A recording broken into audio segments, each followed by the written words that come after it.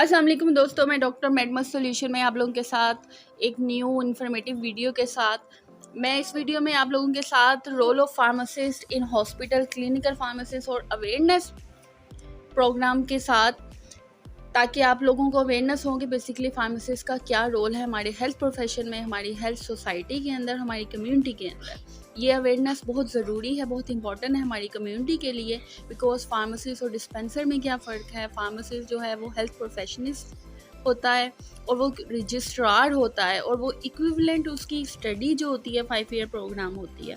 हमारे साथ इस वीडियो में शामिल हैं डॉक्टर उस्मान फ्रॉम काना हॉस्पिटल, DHQ हॉस्पिटल है और वहाँ पे 17 स्केल पे वो जॉब कर रहे हैं और अपना एक्सपीरियंस हमसे शेयर करेंगे, रोल ऑफ फार्मासिस्ट हमसे शेयर करेंगे। And he is graduated from university of Lahore. Over to you doctor Usman. Hi अस्सलाम वालेकुम। आज की ये वीडियो बहुत ही दिलचस्प और इंटरेस्ट होने जा रही है, क्योंकि इस वीडियो में मैं जो टॉपिक एक्सप्लेन करने लगा हूँ वो हमारे हेल्थ केयर सिस्टम में बहुत ही इम्पोर्टेंस रखता है। आजकल तो इसकी स्कोप और इम्पोर्टेंस और इसके बारे अवेयरनेस जानना पेशेंट्स को, हर तरह के इंसानों को बहुत ज़रूरी हो गया है। फर्स्ट ऑफ ऑल मैं सबसे पहले अपना तारफ़ कराता चलूँ। I am Usman Khadim. I did doctor of pharmacy. Basically I am pharmacist from University of Lahore, and now I am working as a clinical pharmacist. You can say medicine expert in at Hindus Hospital Lahore. Actually वो है role of pharmacist at hospital,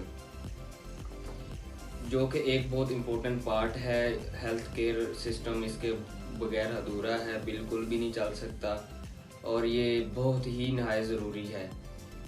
उसमें कुछ चीज़ें हैं, चार पांच चीज़ें होती हैं रोल ऑफ फार्मासिस्ट के लिए, जैसे कि हम कह सकते हैं कि उसमें करियर अपॉर्चुनिटीज़ हम क्या हैं रोल ऑफ फार्मासिस्ट की, और बेसिकली उसका क्या क्या रोल हो सकता है हॉस्पिटल में, और इसकी सैलरी और डेजिग्नेशंस क्या क्या हो सकते हैं, और इसका स्केल गवर्नमेंट लेवल पे या प्राइवेट लेवल में क्या हो सकता है। So first of all I am going to discuss about role of pharmacist।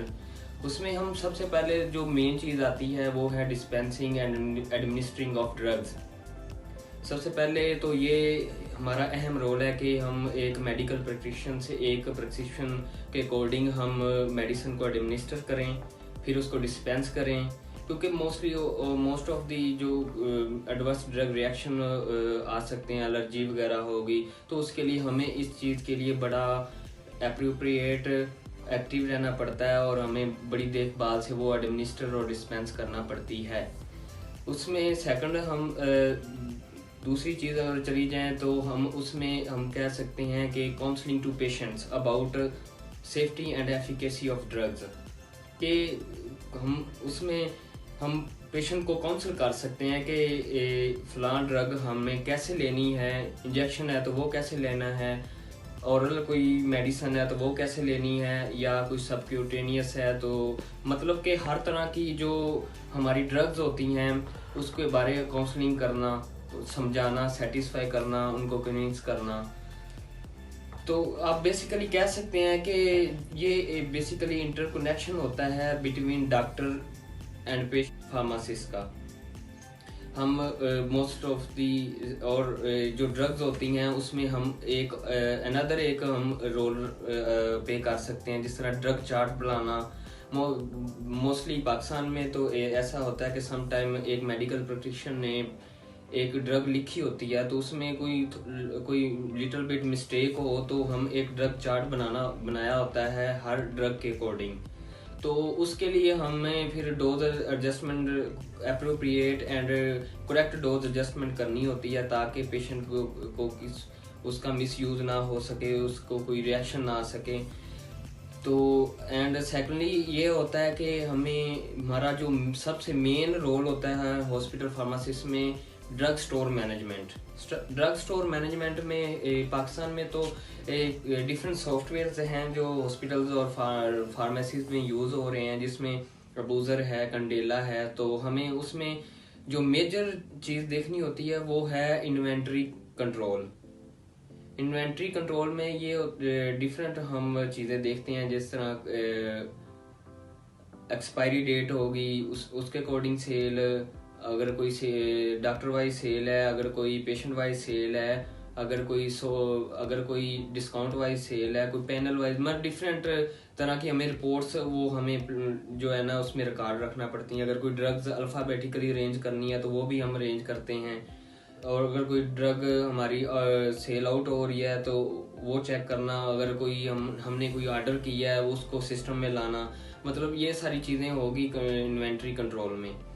और सेकेंडली जो होता है एक और अनदर पार्ट हम प्ले अदा कर सकते हैं इसमें, वो है क्लिनिकल ट्रायल्स। इसमें भी हम अपना मेजर रोल अदा कर सकते हैं कि हॉस्पिटल में जो क्लिनिकल ट्रायल्स हो रहे हैं उसमें कौन सी न्यू ड्रग्स मुतारफ़ हो रही हैं, और न्यू ड्रग्स के साथ अप टू डेट रहना भी फार्मासिस्ट का बहुत एक अहम रोल है।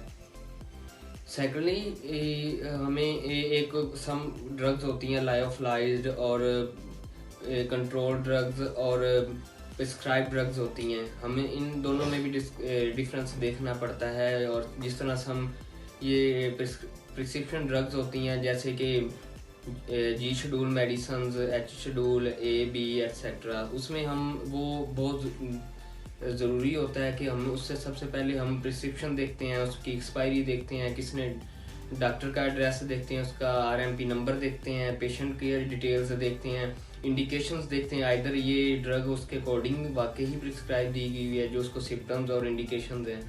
तो ये सारी चीज़ें, और फिर पेशेंट को इशू करना, ये सारी चीज़ें हम बहुत इम्पोर्टेंट रखती हैं जो हम देखते हैं। स्किल्स कौन कौन सी चाहिए होती हैं? स्किल्स में हम देखते हैं कि आपका जो first of all you have to good in communication skills.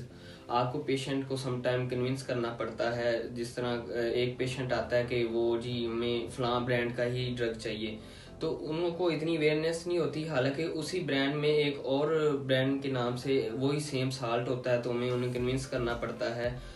और बिकॉज उसके भी सेम डोज होती है, सेम उसके बेनिफिट्स होते हैं, तो हमें उन्हें कन्विंस करना पड़ता है। उसको एक्स्ट्रा सर्विस भी देना पड़ सकती, on social media, on call, तो वो भी हम दे सकते हैं। तो इंटरेस्ट बहुत चीज़ माना रखती है कि हमें अपनी फील्ड में इंटरेस्ट होना चाहिए, डेडिकेटेड हो के, पैशनेट हो के हमें काम करना चाहिए, एक्टिव रहना चाहिए, कोऑर्डिनेट करना चाहिए डॉक्टर के साथ, पेशेंट के साथ, पैरामेडिकल्स के साथ। लास्ट वन हो गया कि इसमें करियर अपॉर्चुनिटीज़ क्या हो सकती हैं। करियर अपॉर्चुनिटी तो गवर्नमेंट में तो बहुत ज़बरदस्त हैं। इंसान ड्रग इंस्पेक्टर भी एज ए पॉइंट हो सकता है, और हॉस्पिटल में एज ए हॉस्पिटल फार्मासिस्ट भी हो सकता है, और हॉस्पिटल फार्मासिस्ट से ये chief officer, drug chief officer तक जाता है, और इसकी 17 स्केल है, और 17 स्केल से आगे ऑनवर्ड शुरू होता है। और इसकी सैलरी देखें तो गवर्नमेंट में तो बहुत अच्छी है। गवर्नमेंट में अल्हम्दुलिल्लाह ये आजकल जो पाकिस्तान में ग्रोथ चल रही है इसकी, तो ये लगभग कोई 60,000 तक ये स्टार्ट इसकी ग्रोथ सैलरी हो जाती है। प्राइवेट में कुछ कम है, लेकिन गवर्नमेंट में इसका बड़ा एक अहम रोल है। इसकी स्केल 17 होता है। So this is all about my topic. I think you all got a lot of knowledge from me about role of pharmacist. Thank you so much.